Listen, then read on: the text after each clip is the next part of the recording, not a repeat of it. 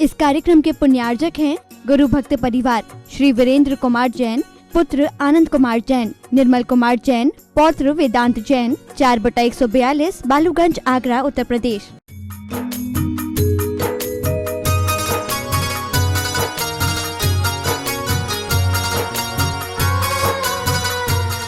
नमो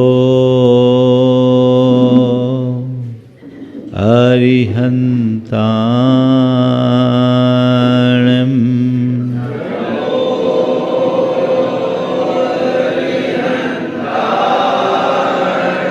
नमो सिद्धाणं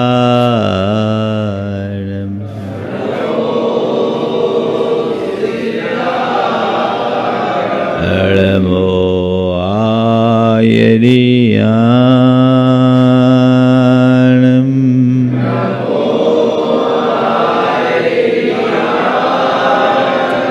नमो उवज्झायाणं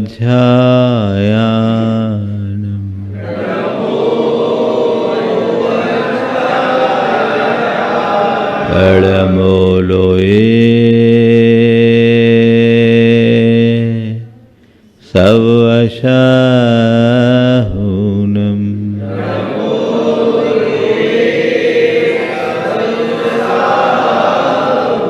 एसो पंचेणमोयारो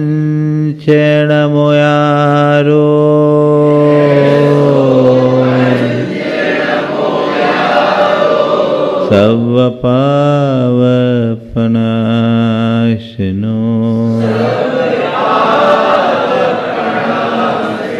मंगलालं च सब्बेसिं परमं होय मंगलम। जय बोलो देवादिदेव 1008 श्री भगवान महावीर स्वामी की, अहिंसा परमो धर्म की, परम पूज्य आचार्य गुरुवर श्री विद्यासागर जी महाराज की।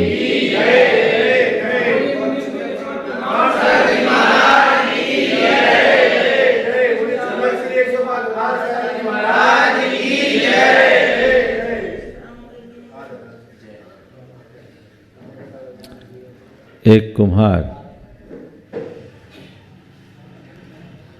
मिट्टी से चिलम बना रहा था। अचानक उसका मूड बदला और चिलम की जगह उसे घड़े का आकार देना शुरू कर दिया।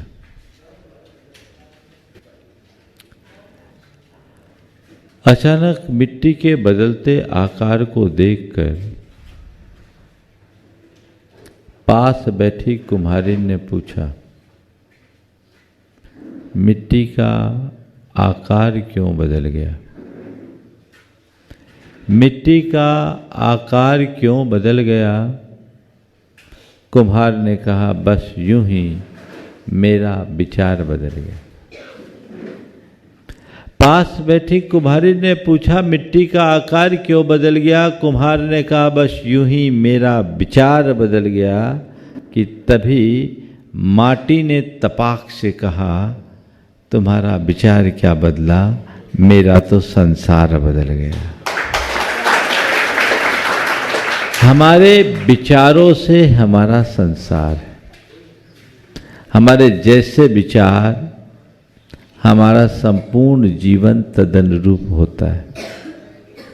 हम किस तरीके की विचारधारा में जीते हैं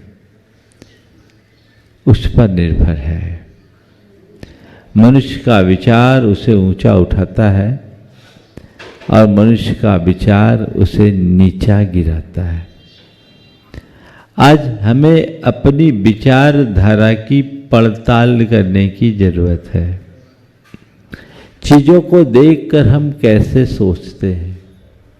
यदि हमारी विचारधारा सही है तो वो हमारा उत्कर्ष कराएगी, और विचारधारा गलत है तब वह हमारा पतन कराएगी। विचारों का आधार मन है। हमारी मानसिकता हमें ऊपर उठाती है और हमारी मानसिकता ही हमें नीचे गिराती है। इसलिए हमें हमेशा अपने विचारों का प्रहरी बनना चाहिए और विचारधारा को सही दिशा में नियोजित करने की कोशिश करनी चाहिए। 4 प्रकार के विचार देखने को मिलते हैं जो लोगों की सोच जुड़ती है। एक है भौतिक सोच, दूसरी व्यावसायिक सोच, तीसरी व्यवहारिक सोच और चौथी आध्यात्मिक सोच। संसार में ज़्यादातर लोग भौतिक सोच से ग्रसित हैं। उनके जीवन का एक ही मकसद है, खाओ पियो मौज करो, मौज मजा और मस्ती। ऐसे सोच से ग्रसित लोगों के लिए धर्म तत्व उपदेश का कोई औचित्य नहीं, क्योंकि उनके जीवन का एक ही लक्ष्य है, वह है पदार्थ और पदार्थ जन भोग।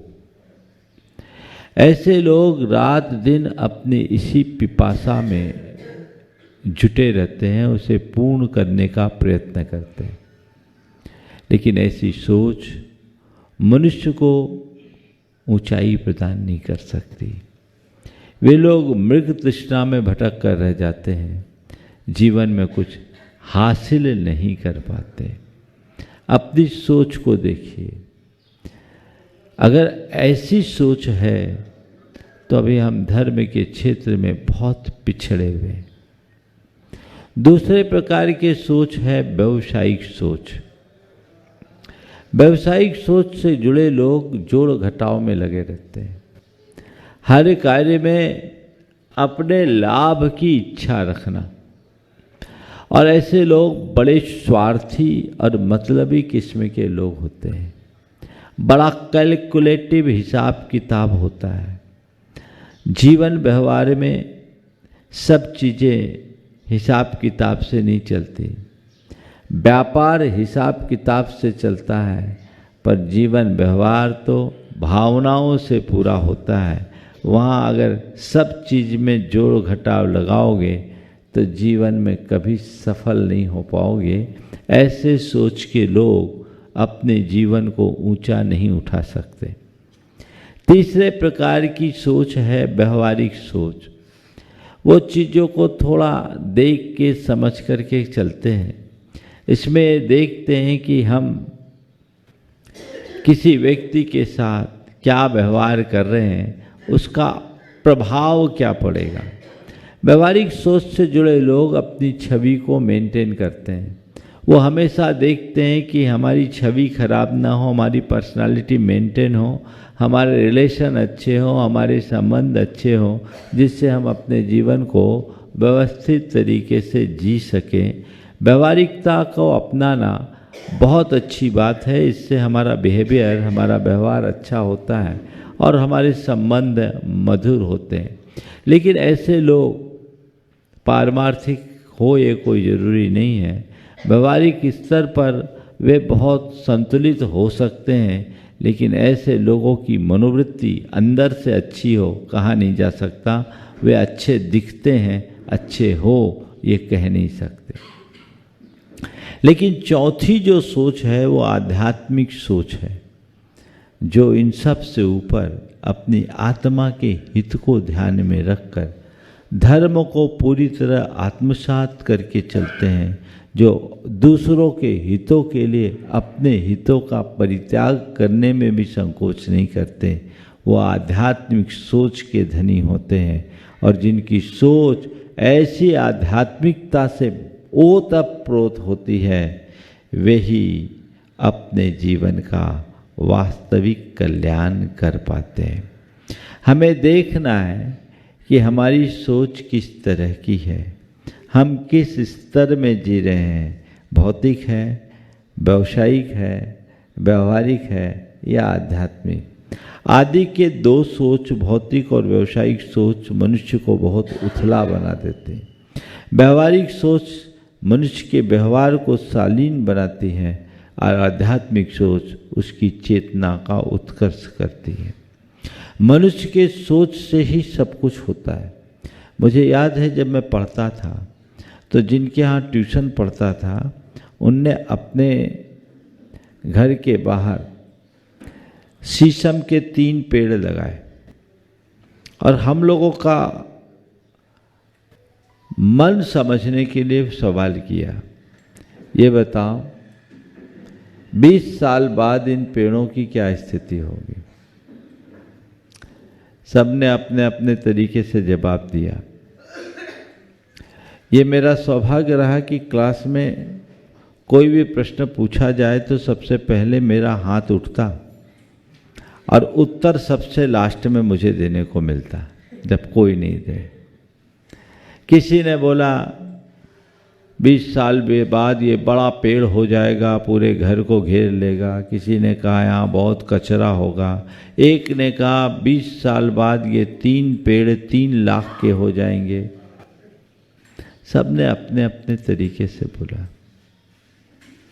मुझसे पूछा, बोलो जैन तुम क्या बोलते हो?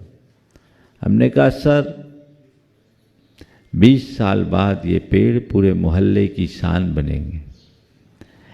यहाँ ऑक्सीजन मिलेगा, पर्यावरण शुद्ध होगा, वातावरण ठीक होगा और इससे आपके घर को एक नई पहचान मिलेगी। उनने मेरे पीठ पर हाथ रखा और कहा ये किसी एक संत की सोच है। उस समय मैं 7वीं क्लास में पढ़ता था। मुझे कुछ पता नहीं था, लेकिन मनुष्य की सोच ही उसे ऊपर उठाती है। आप चीज़ों को देखते हैं तो क्या सोचते हैं, ये हमेशा देखो। मुझे अच्छा सोचना है, मुझे सकारात्मक सोचना है, सबके भले का सोचना है। ये दृष्टिकोण हो तो कभी आप पीछे नहीं हो सकते। एक बात सदैव याद रखना, घटिया सोच से बढ़िया जीवन नहीं जी सकते। बढ़िया जीवन जीना है तो बढ़िया सोच रखो।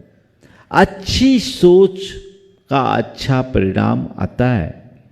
हमें अपनी सोच की दिशा को अच्छी बनानी चाहिए, जिससे हम अपने जीवन को बेहतर बना सकें।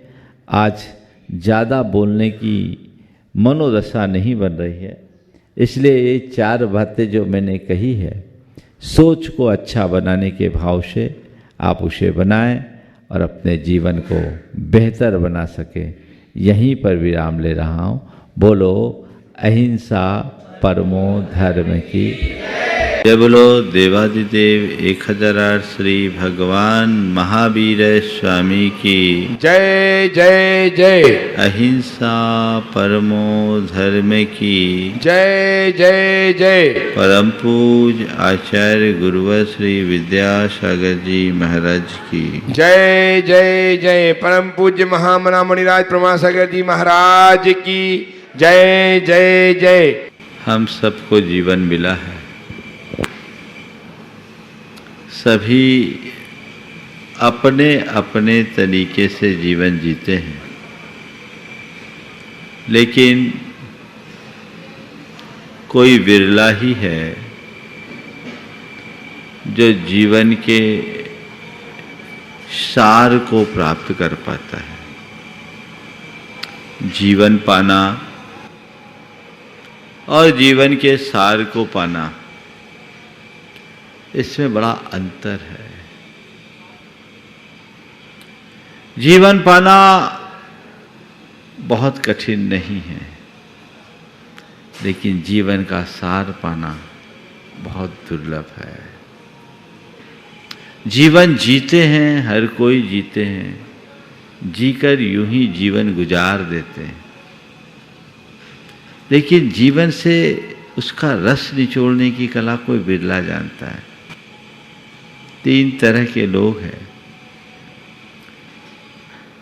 जैसे एक व्यक्ति है, फूल मिला, फूल को शुंघार फेंक दिया।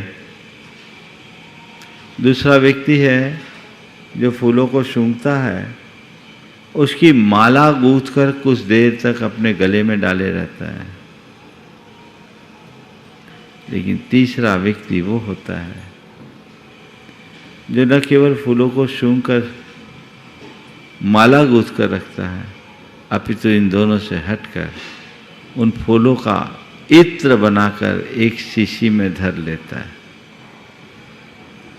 उस इत्र का उपयोग वो चाहे जब, चाहे जहां, चाहे जैसे कर सकता है, करता है। संत कहते हैं बस तुम अपने जीवन को फूल की तरह सूंघ कर फेंको मत, और नहीं अपने जीवन को एक घटित घटनाओं को स्मृतियों की माला की भांति पिरोकर कुछ समय तक गले में धारो, अपितु जीवन का रस निचोड़कर उसके अनुभव को अपनी शीशी में रखो, ताकि उस अनुभव से हमेशा अपने जीवन को महका सको, उसके सौरभ से अपने आप को आनंदित कर सको। धर्म हमें वही मार्ग बताता है। उस मार्ग पर चलकर हम अपने जीवन में वह सब कुछ बड़ी सहजता से हासिल कर सकते हैं जो आज तक प्राप्त नहीं किए। लेकिन मैं देखता हूँ हम लोग धर्म के विषय में बहुत कुछ सुनते हैं, समझते भी हैं, लेकिन जैसा होना चाहिए वैसा नहीं कर पाते। कितनी बातें हम लोग रोज रोज सुनते हैं कि नहीं, लेकिन सुनने के बाद हम कहाँ हैं? आचार्य कुंद कह रहे तुम जहां हो वहां से आगे बढ़ो, रुको मत। रुकने में जड़ता है, बढ़ने में जीवंतता है। जीवन को जड़ता से आक्रांत मत होने दो। जीवन पाए हो तो जीवंत बने रहो। सतत चलो, सतत चलो, सतत चलो, आगे बढ़ो। और आगे कब बढ़ो? जब समझ में आ जाए तब बढ़ो। मेरा अनुभव कहता है कि धर्म को सब मानते हैं। ऐसा कोई नहीं है जो धर्मी हो और धर्म को न मानता हो। धर्म को मानते भी हैं, धारण करने की इच्छा भी रखते हैं, लेकिन बस एक बात सोच रखते हैं कि अभी नहीं, थोड़े दिन बाद, अभी नहीं, थोड़े दिन बाद, अभी नहीं, थोड़े दिन बाद। और ऐसा करते करते व्यक्ति थोड़े दिन बाद, अभी नहीं, थोड़े दिन बाद, अभी नहीं, थोड़े दिन की बात करता रहता है। उसका वक्त फिर कभी नहीं आ पाता। ये हमारे मन का प्रमाद है। और आचार्य कुंद उसी प्रमाद के निवारण की प्रेरणा देते हुए हमारा मार्गदर्शन करते हैं। और आज बहुत प्रेरक गाथा आप सबके बीच लेकर आया हूं। उत्थरई जान जरवो रोयग्गी जान डहई देह उडिम इंद्रिय बलम न बियलई ताव तुम पुनः अपहियम। उत्थरई जाओ न जरो, जब तक बुढ़ापा निकट नहीं आ जाता। रोयग्गी जा न डहई देह उडिम, जब तक तुम्हारी शरीर रूपी कुटिया को रोग की अग्नि जला नहीं देती। और इंद्रिय बलम न बिले बेले, जब तक तुम्हारी इंद्रियों का बल छीन नहीं होता, तो कहते ताओ तुम कुणः अपह्यम, तब तक तुम अपना आत्महित कर लो।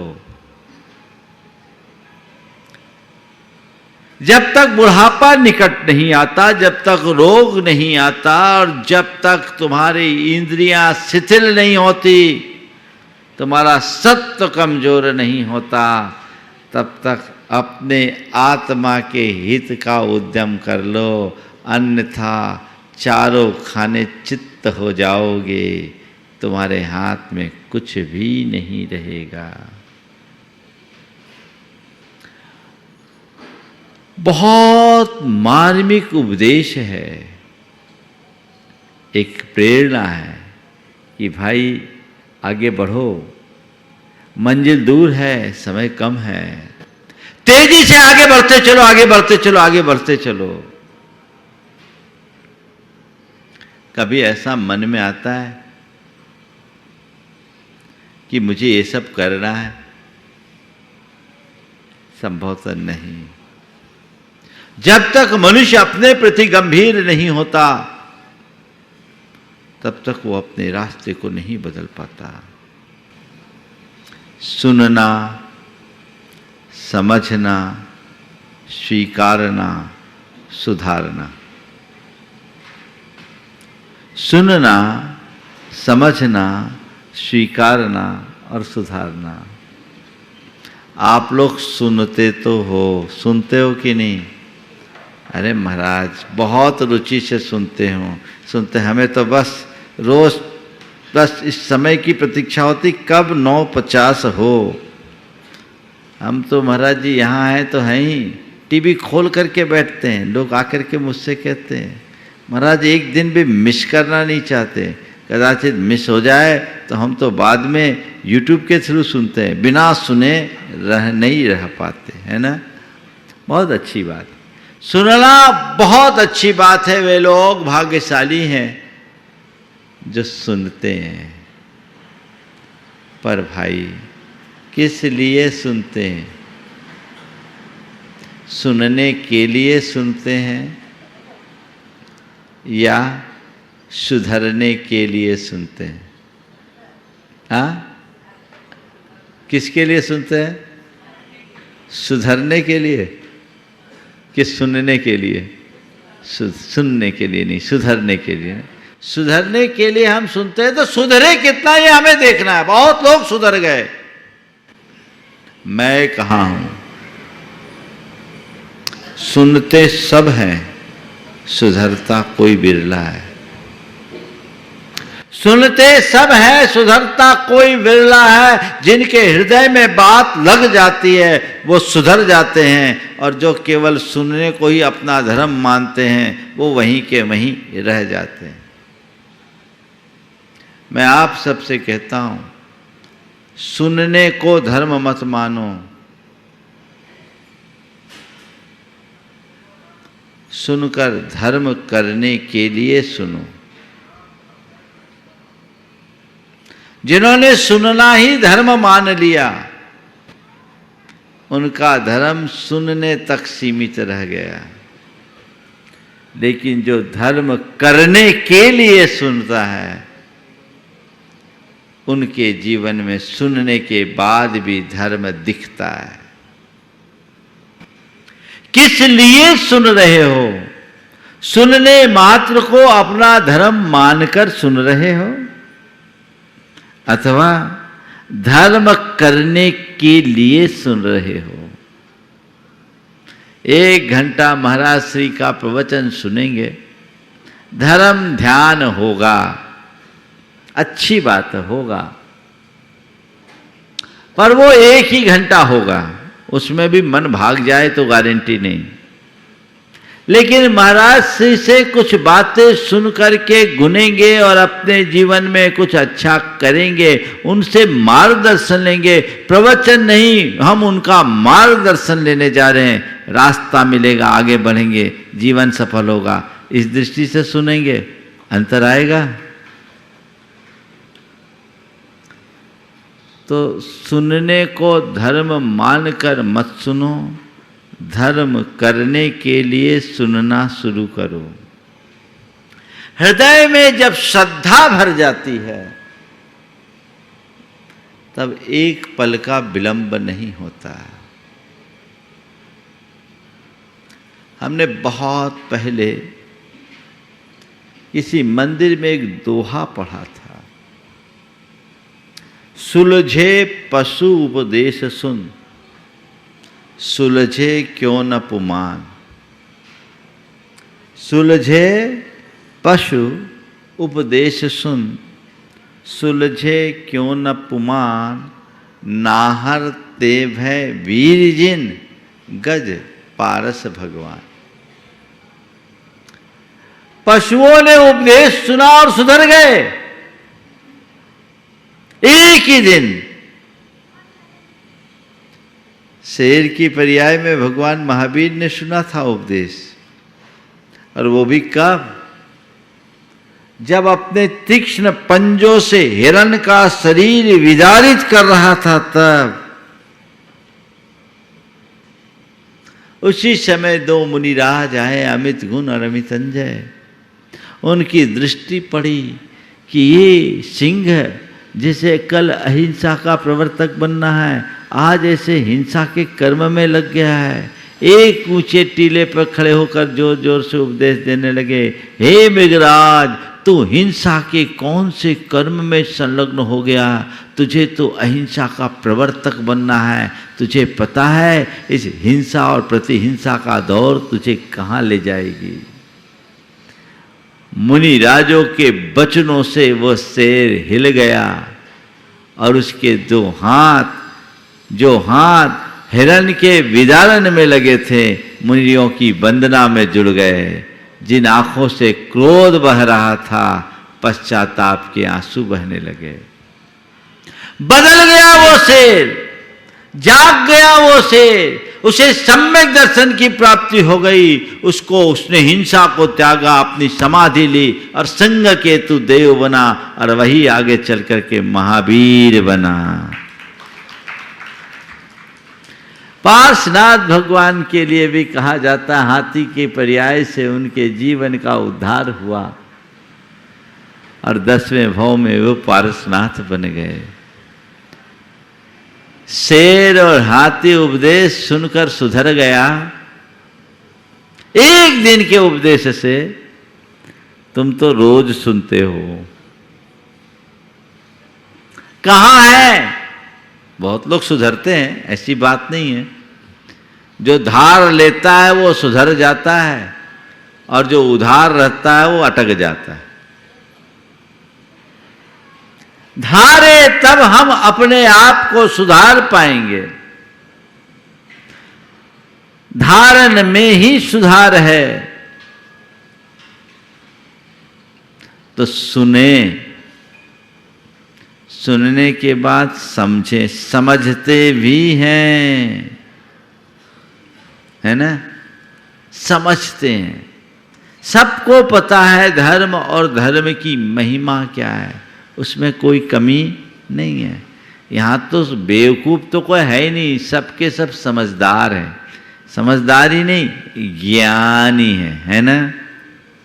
हाँ, आप लोगों से ज्ञानी कहूँ तो अच्छा लगेगा कि नहीं लगेगा? नहीं लगेगा। भो ज्ञानियों सुनकर तो अच्छा लगता है। हाँ, क्यों नहीं लगता अच्छा? अरे ज्ञान तो आत्मा का स्वभाव है, ज्ञानी तो आप हो ही। ज्ञानी अच्छा नहीं लगता। कह दें बड़े अज्ञानी हो तो भी बुरा लगेगा। अभी मैं कह दूं तो बात अलग है, दूसरे कहें तो बोलो। तुमसे कोई अज्ञानी कह के पुकारेगा तो तुम्हें अच्छा लगेगा कि नहीं? नहीं लगेगा ना। क्यों? ज्ञानी भी अच्छा नहीं लग रहा, अज्ञानी भी अच्छा नहीं लग रहा, तो क्या अच्छा लग रहा वो बोलो, वही बोल दो।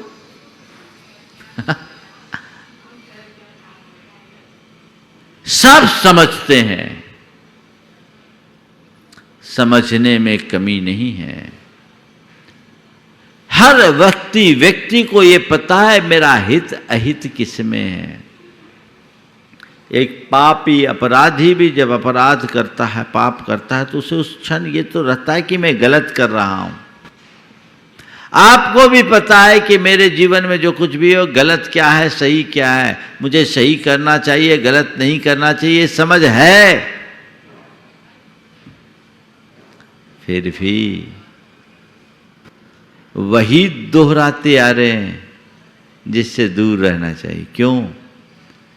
सुनने के बाद, समझने के बाद स्वीकारने में कमी हो रही है। स्वीकार नहीं पा रहे हैं। आगे बढ़ना है तो सुनो, समझो और स्वीकारो। जो बात अंदर से एक बार स्वीकृत हो जाती है, जिस बात को हम एक बार स्वीकार लेते हैं, उसे जीवन में उतारने में एक पल का विलंब नहीं होता। और जो बात स्वीकारी नहीं जाती उसे कभी कोई अपना नहीं पाता। कोई जोर जबरदस्ती से कर भी दे तो उसका असर नहीं दिखता। हमें स्वीकारने की दिशा में आगे बढ़ना है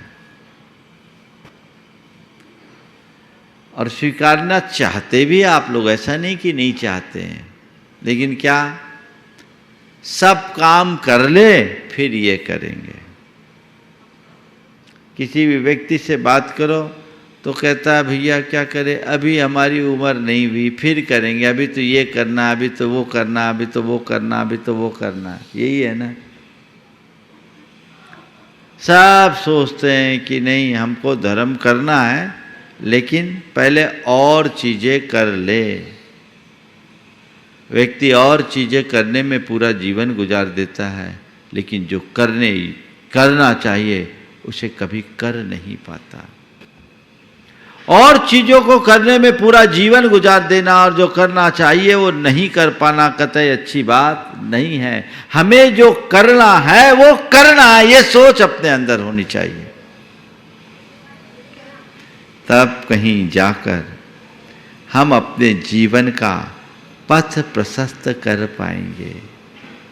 लेकिन इनमें बाधा डालता है कौन? हमारे मन में पलने वाला मोह, हमारे भीतर का प्रमाद हमें रोकता है, जो जानबूझकर अज्ञानी बना देता है। आचार्य कुंद कहते हैं इसे हटाओ। तुम्हारा एक पल का प्रमाद तुम्हें अनंत भव पीछे करेगा। संभलो, अपने आप को संभालो, सुधारो, जिससे अपने जीवन के पथ को प्रशस्त कर सको। और कह रहे हैं उत्थरई जान जरो, जब तक बुढ़ापा निकट ना आए। बुढ़ापे में तो तुम चाहोगे भी तो कुछ नहीं कर पाओगे। प्राय लोग कहते धर्म तो बुढ़ापे में करने की चीज़ है। जवानों से बोलो तो वो कहेगा हमारी अभी उम्र ही नहीं है, और बूढ़ों से पूछो तो वो कहेंगे हमारी अब उम्र ही नहीं बची। दो ही अधर में उत्थरई जान जरो, जब तक बुढ़ापा निकट नहीं आता। रोगी जान डही देह उडिम, जब तक रोग रूप अग्नि तुम्हारी काया की कुटी को भस्म न कर दे। इंद्रिय बलम न बेयली ता पुनः अपहियम, जब तक तुम्हारे शरीर में स्वास्थ्य है, बुढ़ापा तुम्हारे पास नहीं है, तुम्हारी बुद्धि ठीक है, तुम्हारी इंद्रियां ठीक कर रही, काम कर रही है, तब तक काम कर लो, नहीं तो क्या करोगे। आज से कुछ दिन पहले एक सज्जन आए, 2 साल से उनकी धर्मपत्नी उनसे कह रही थी कि हमें प्रतिमा लेना है, प्रतिमा ले लो, प्रतिमा ले लो, प्रतिमा ले लो। वो कहते थे अभी नहीं, अभी नहीं, अभी नहीं, खुद रुकते थे, उसे रोक रखे थे। और पता लगा अचानक उनको ब्रेन स्ट्रोक हुआ, लकवा लग गया, पैरालाइज हो गए दाहिना हिस्सा। अब वो चाह करके भी कुछ नहीं कर सकते। बड़ा पश्चाताप हो रहा था, महाराज जी पहले कर लेते तो ठीक था, ये गनीमत थी। मैंने कहा अभी भी गनीमत है कि तुम्हारे लिए रोग का अटैक तो हुआ, पर इतना कि तुम शिखरजी आ गए, रिकवरी हो गई। कहीं और ज़्यादा हैवी हो जाता तो कहीं बिस्तर पर ही पड़े रहने को मजबूर न होना पड़ता। और ऐसा भी हो सकता है, बहुतों के साथ ऐसा हुआ है, पल भर का पता नहीं। इसलिए अपनी प्राथमिकताओं को बदलो और अभी जहाँ हो, जिस स्थिति में हो, भले धीमा ही सही प्रयास शुरू करो। पहला कदम रखो, धीरे धीरे बढ़ो, बढ़ते चलो, बाद में कुछ नहीं हो पाएगा। जब से होश आए तभी से व्यक्ति को धर्म से जुड़ जाना चाहिए। अपने आप को संभालने के लिए सचेष्ट हो जाना चाहिए। जितना बने अपने जीवन में व्रत संयम को अंगीकार करते हुए आत्महित में अपनी बुद्धि लगा लेनी चाहिए। बुढ़ापे में शरीर शिथिल हो जाता है, बीमारी में शरीर कुछ करने लायक नहीं होता, और जब इंद्रियां दुर्बल हो जाती है तो भी व्यक्ति कुछ करने की स्थिति में नहीं रहता। इसलिए जब तक हो तब तक कर लो। बहुत प्यारी पंक्तियां हैं। जो लो दे है तेरी कानो रोगे से न घेरी, जो लो जरा नाही नेरी जासु पराधीन पर है। जो लो देह तेरी कानो रोग से न घेरी, जो लो जरा नाही नेरी जासु पराधीन पर है। और जो लो जम नामा बेरी दे न दमामा, जो लो माने कान रामा बुद्धि जाए न बिगाड़ी है। तो लो मित्र मेरे निज कारज संभारी ले रे, तो लो मित्र मेरे निज कारज संभार ले रे।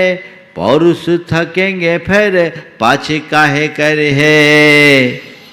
आग के लगाए जब झोपड़ी जरन लागी, कुआं के खुदाए पाछे कौन काम सरी है। कितना मार्मिक संबोधन है। हे मित्र, जलो देह तेरी कानो रोग से न घेरी, जलो जरा नाही नेरी जासु पराधीन पर है। जब तक तुम्हारा शरीर रोगाक्रांत नहीं होता और जब तक तुम्हारे शरीर में बुढ़ापा नहीं आता, बुढ़ापे में तो पराधीन हो जाते हैं ना। कहते अर्ध मृतक सम बूढ़ापनो। क्यों बोलते अर्ध मृतक सम? पता है बूढ़े को अर्ध मृतक क्यों कहते हैं? पंडित जगन मोहन लाल जी ने एक दिन कहा था, बोले महाराज जी बूढ़े को अर्ध मृतक क्यों कहते हैं? बोले आप ही बताओ। बोले मुर्दे को 4 उठाते, बुढ़े को 2, इसलिए अर्ध मृतक कहते हैं। 2 जन को उठाना पड़ता है। क्या करोगे? जो लो जम नामा मेरी दे न दमामा, जो लो माने कान रामा बुद्धि जाए न बिगाड़ी है। जब तक तुम्हारी बुद्धि तुम्हारी बात मानती है, तो लो मित्र मेरे निज कारज संभार ले रे। तब तक हे मित्र तुम अपनी करनी सुधार लो।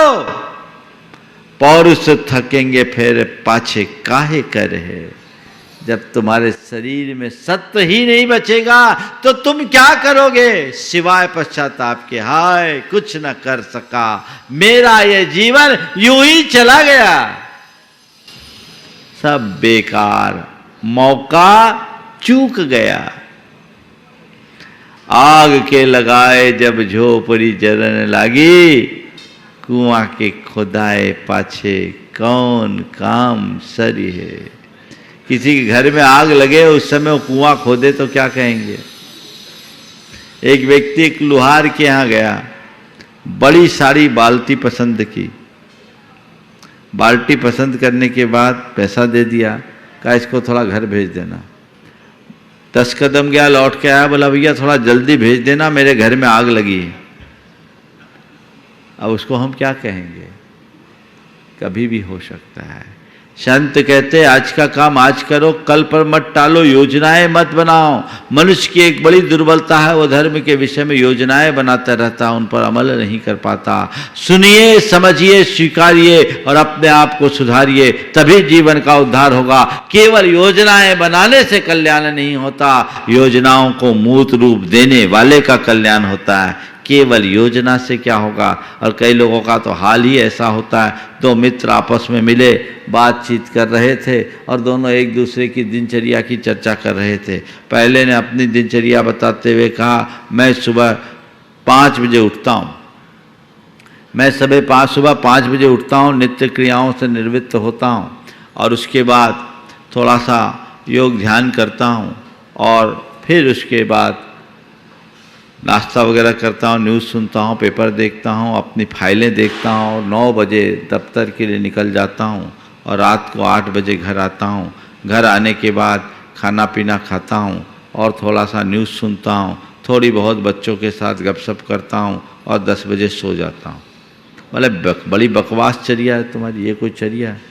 आप क्या करते हो? बोले मेरी सुनो, मैं सुबह 4 बजे उठता हूँ, ब्रह्म मुहूर्त में, ऋषि मुनियों के उठने का समय है, ठीक 4 बजे उठ जाता हूँ, उठकर नित्य क्रियाओं से निवृत्त होता हूँ, योग ध्यान करता हूँ, सुबह से भ्रमण करने के लिए जाता हूँ, फिर आता हूँ, थोड़ा सा अध्याय करता हूँ, भगवान की पूजा करता हूँ, बच्चों के कुछ पढ़ाता हूँ, उसके बाद मैं न्यूज़ वगैरह देखता हूँ, तब जा कर के नाश्ता करता हूँ, भगवान के मंदिर जाता हूँ, दर्शन करता हूँ, दर्शन करके कभी पूजन भी करता हूँ, लौट कर आता हूँ तो फिर मैं नाश्ता करता हूँ और 10 बजे अपने दफ्तर पहुँच जाता हूँ। वहाँ से ठीक शाम 5 बजे आ जाता हूँ। आने के बाद मैं भोजन करता हूँ, किसी का एक प्रवचन सुनता हूँ, प्रवचन मेरे नित्य का क्रम है, और उसके बाद बच्चों को थोड़ा पढ़ाता हूँ और फिर थोड़ा सा न्यूज़ वगैरह देखकर 10 बजे सो जाता हूँ। सामने वाला बड़ा प्रभावित हुआ। उसने कहा, आपकी दिनचर्या तो बड़ी व्यवस्थित है, आपकी दिनचर्या तो बड़ी व्यवस्थित है, ऐसा आप कब से कर रहे हो?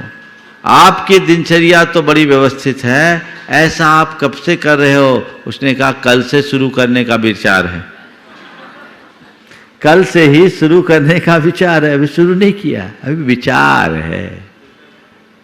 तुम लोगों के भी विचार क्या हैं देख लो।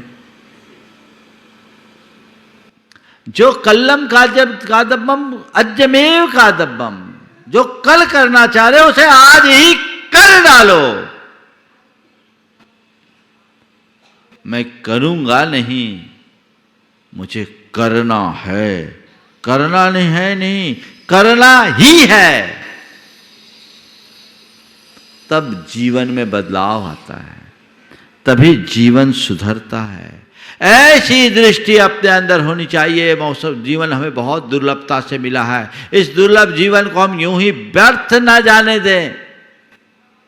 जो सुविधाएं आज हमें इस जीवन में मिली है वह अन्य जीवन में कहीं नहीं मिली, तो उसका हम लाभ उठाएं और अपने जीवन की दिशा को परिवर्तित करने के लिए संकल्पित हो जाएं।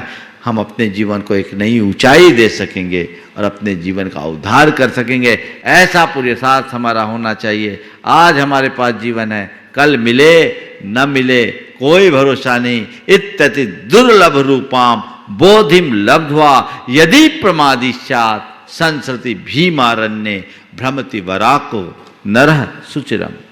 इस दुर्लभ बोधि को प्राप्त करके यदि कोई प्रमादी होता है तो इस संसार रूपी भयानक वन में भटकता ही रहता है, भटकता ही रहता है, भटकता ही रहता है। अगर अपने भाव भटकन को मिटाना है, भाव सागर से पार उतरना है, तो आज ही अभी ही तुम्हें धर्म की नाव पर सवार होना होगा, नहीं तो डूबने से बच नहीं सकोगे। अभी तक तो डूबते ही आए हो, जब जागो तभी सवेरा। आज भी हम थाम ले तो हमारा जीवन धन्य हो सकता है, लेकिन हमारा प्रमाद थोड़ी देर बाद में हमारे हाथ आया हर अवसर हाथ से छिड़क जाता है। एक बड़ी पुरानी कहानी याद आ गई, मुझे लगता है 3-4 साल बाद सुनाने का प्रसंग आ रहा है, लेकिन बहुत अच्छी बड़ी प्रेरक कहानी है, आज के संदर्भ में बहुत उपयोगी है कि हम अपने आत्महित में रंच मात्र भी प्रमाद न करें। एक बड़ा सेठ था, समय की मार कुछ ऐसी पड़ी कि एकदम दरिद्र हो गया, दाने दाने को मोहताज हो गया। एक दिन उसकी धर्मपत्नी ने कहा कि यहाँ का राजा आपके बचपन का मित्र है, बड़ा उदार है, आप राजा के पास जाएं, इस घड़ी में वो आपका जरूर सहयोग करेंगे। पत्नी से कहा वो हमें पहचानने से भी इनकार कर देंगे, इस फटेहाल स्थिति में मुझे वहाँ प्रवेश भी मिलेगा, इसमें संशय है। उन्होंने पत्नी ने कहा नहीं नहीं, मैं राजा को जानती हूँ, वो बहुत उदार और आपके प्रति प्रगाढ़ प्रेम रखने वाले हैं, जरूर आपको अवसर मिलेगा, आप वहाँ जाएं, अपनी व्यथा कथा सुनाएं। धर्मपत्नी की प्रेरणा से प्रेरित होकर वो राजा के यहाँ जाने का मन बनाया, राजमहल में पहुँचा और दरबारियों ने जब उसे रोका, द्वारपालों ने रोका, तो उसने अपना परिचय दिया। लोगों को बड़ा आश्चर्य हुआ, इतना फटेहाल मित्र राजा का मित्र कैसे हो गया। लेकिन उसके चेहरे के तेज को देखकर लोग राजा के पास पहुँचे। राजा ने जैसे ही अपने मित्र का नाम सुना, अपने आसन से उठ करके सीधे आकर उसके गले से लग गया, आया, अपने बाजू के सिंहासन पर बिठाया और उसका वैसा ही सत्कार किया जैसा कभी श्री कृष्ण ने सुदामा का किया था। उसकी दशा को देखा और एक पल में सब समझ लिया।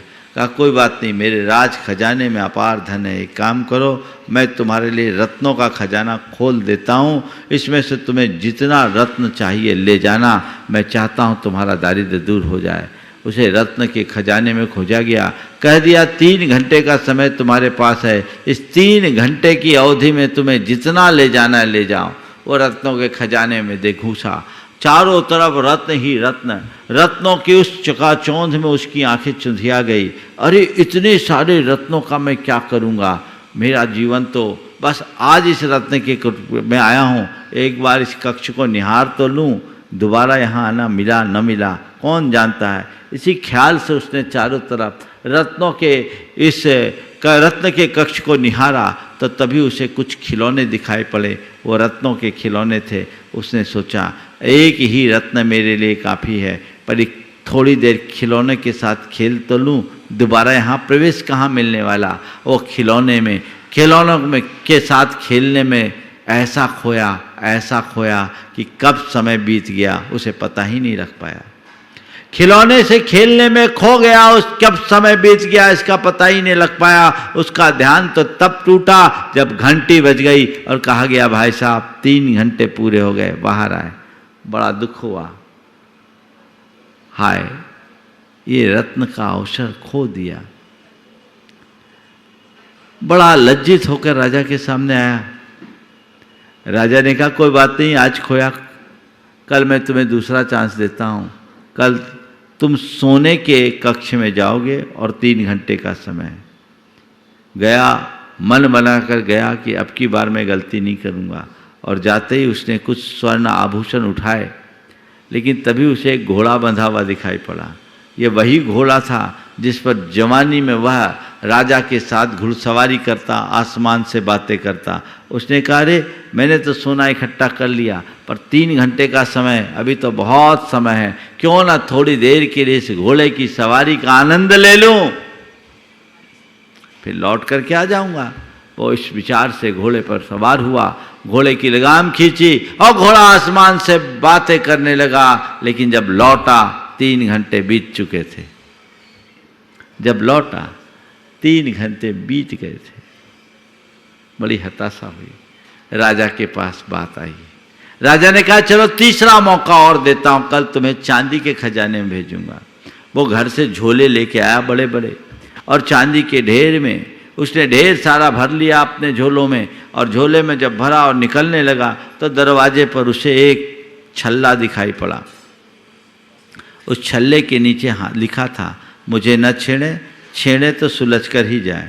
उसने सोचा साधारण सा छल्ला है, क्यों ना थोड़ी देर के लिए इसमें ऐसे देखूं क्या है। हाथ डाला सो हाथ उलझ गया। अब हाथ उलझा तो वो दूसरे हाथ से उसको सुलझाने में लग गया। अब हाथ ऐसा फंसा कि सुलझे ही नहीं, थैले एक तरफ, और 3 घंटे बीत गए। अब तो राजा से आंख मिलाने की भी हिम्मत नहीं हुई, सीधे घर आ गया। धर्मपत्नी से कहा मैं क्या मुँह लेकर जाऊं। धर्मपत्नी ने कहा जाइए, 3 मौके आपको राजा ने दिए, एक मौके मेरी ओर से, एक मौका मेरी ओर से देंगे, जाइए। अब की बार राजा ने कहा ठीक, चौथा और आखिरी मौका मैं तुम्हें देता हूं, पर इस बार तांबे के खजाने में होगा, और ध्यान रखना समय वही 3 घंटा। अब जब चौथी बार गया तो अब की बार तो 3 बार की गलतियों से बहुत कुछ अनुभव लेकर गया था। अब तांबे के खजाने में जाने का मौका था तो सीमेंट की कुछ बोरियां लेकर के गया और सीधे जाकर तांबे के ढेर में ऐसे टूट पड़ा जैसे भूखा भोजन पर टूटता है। फटाफट उसने तांबे से बोरियों को भरा, सुआ सूतली से उनका मुंह पैक किया और इतनी देर में थोड़ी कमर दुखने लगी। वो अपनी कमर सीधी करने के लिए पीछे की ओर झुका तो देखा सामने बिस्तर लगा है। बोला कितना ख्याल रखता है राजा मेरा, उसे पता था कि मैं थक जाऊंगा और अभी तो आधा घंटा ही नहीं हुए, 2.5 घंटे, थोड़ी कमर सीधी कर लूँ, इस ख्याल से वो बिस्तर पर सो गया सो खो गया। उसकी नींद आ गई और उसकी नींद तब टूटी जब 3 घंटे बीत गए थे। मौका उसने हाथ से खो दिया। अब उसके पास कहने कुछने के लिए कुछ भी नहीं था। अब क्या करे क्या कहे। घर आया, अपने भाग पर रोता रह गया। कहानी आप सबको रोचक लगी पर इसके तथ्य को समझिए। ये कहानी किसी गैर की नहीं, हमारी तुम्हारी सबकी कहानी है। हमें ये जो जीवन मिला है ये जीवन के 4 अवसर के रूप में मिला है। इसमें सबसे पहला है बचपन, जो रत्नों जैसा कीमती है, जिसे मनुष्य खेल करके बिता देता है। दूसरा है यौवन, वो घोड़ा है जो जवानी का घोड़ा है, जिस जोश में मनुष्य सोने जैसे यौवन को जवानी की जोश में खो देता है। और तीसरा है गृहस्थी, जो हमारी प्रौढ़ावस्था में है। वो जो छल्ला है ना, वो गृहस्थी का छल्ला है। एक बार हाथ घुसता है तो निकालना मुश्किल हो जाता है। काश उसने एक हाथ, पहले तो हाथ डालना ही नहीं था, हाथ डाल भी दिया तो हाथ डले रहता और दूसरे हाथ से माल बाहर कर लेता तो भी उसका जीवन धन्य हो जाता। मैं आप सबसे कहता हूँ, गृहस्थी के छल्ले में हाथ डालो मत, और हाथ डालो तो एक ही हाथ को डाले रखो, दूसरे हाथ से धर्म करते रहो, जीवन सुरक्षित होगा। और चौथी अवस्था है बुढ़ापे की। चौथी अवस्था है बुढ़ापे की, जो तांबे जैसी है, मूल्य धीरे धीरे घटता है। और अर्ध मृतक सम बूढ़ापनो, बुढ़ापे में तो बिस्तर पर ही व्यक्ति को अपना जीवन बिताना पड़ता है। तो ये हमें समझना है। बाल पने में ज्ञान न लयो, तरुण समय तरुणी रत रयो, अर्ध मृतक सम बूढ़ापनो, कैसे रूप लखे आपनों की उक्ति को हम चरितार्थ करें और जहाँ हैं, जैसे हैं, जिस स्थिति में हैं, वहीं से हम अपना धर्म पुरुषार्थ घटित करने का प्रयास करें, तभी हमारे जीवन का उद्धार होगा। और यही आचार्य कुंद कह रहे हैं, उत्थरई जाओ न जरवो, रोयग्गी न ढही देह उडिम, इंद्रिय बलम न बेली, ताव पुनः अपह्यम। तब तक तुम अपनी आत्मा का हित कर सको।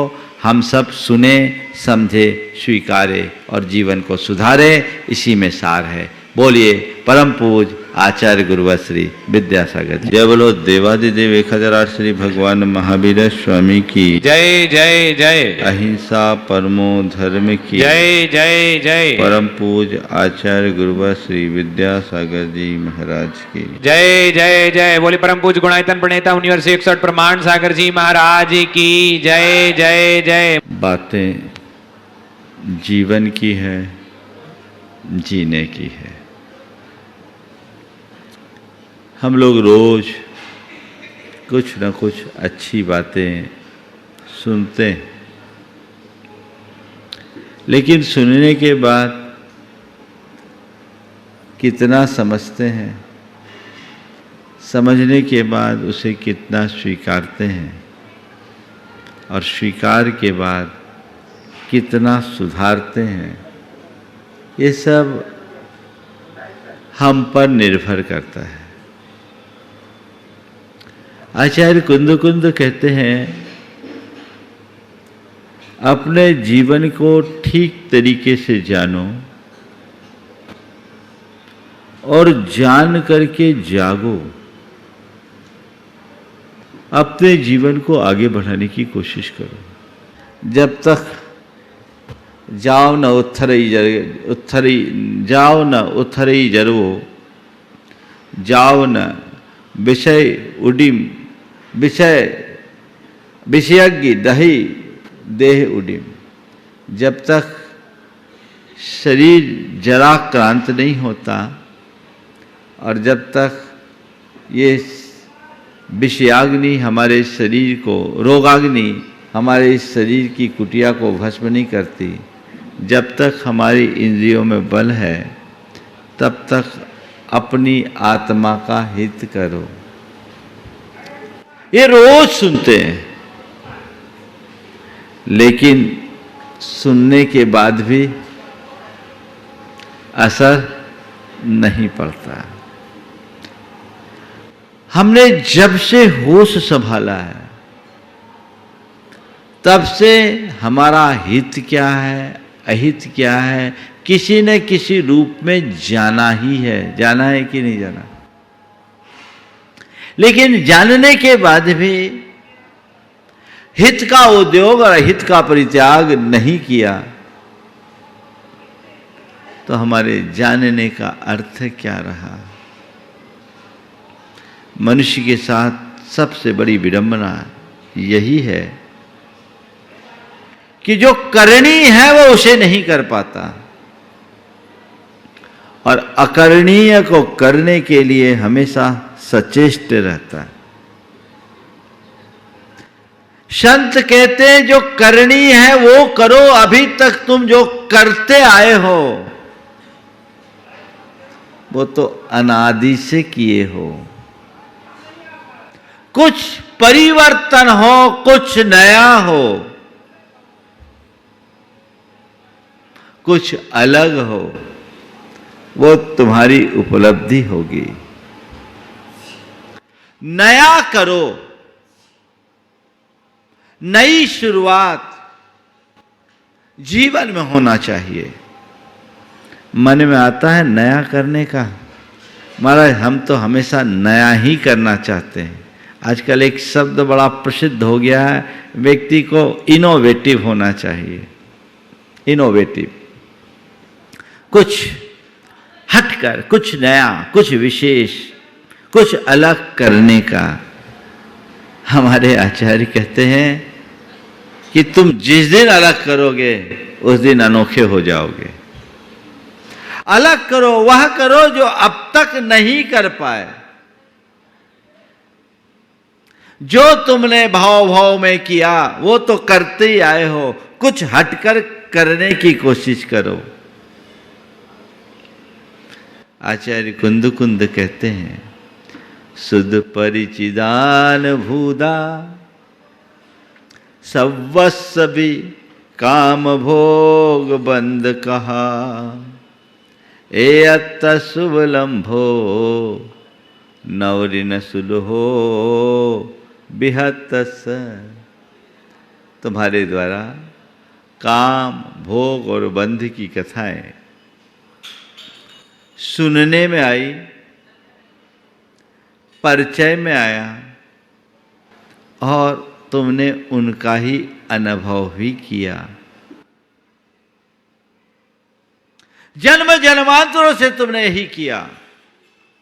काम, भोग और बंध, 5 इंद्रिय के विषय और कषाय, इसके अतिरिक्त तुमने आज तक नया किया क्या?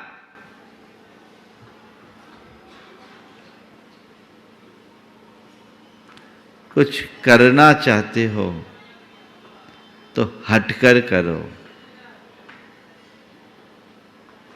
कुछ करना चाहते हो तो हटकर करो। उसके लिए तुम्हें अंदर से जागना पड़ेगा। सुनना चाहते हो तो उसे सुनो जो अब तक अनसुना रहा और जिसका श्रवण कर लेने के बाद फिर कुछ सुनना बाकी न रहे। परिचय पाना चाहते हो तो उसका पाओ जो अब तक अपरिचित रहा, जिसके परिचय के बाद फिर और किसी के परिचय की जरूरत न हो। इस कार्यक्रम के पुण्यार्जक थे गुरु भक्त परिवार श्री वीरेंद्र कुमार जैन, पुत्र आनंद कुमार जैन, निर्मल कुमार जैन, पौत्र वेदांत जैन, 4/142 बालूगंज, आगरा, उत्तर प्रदेश।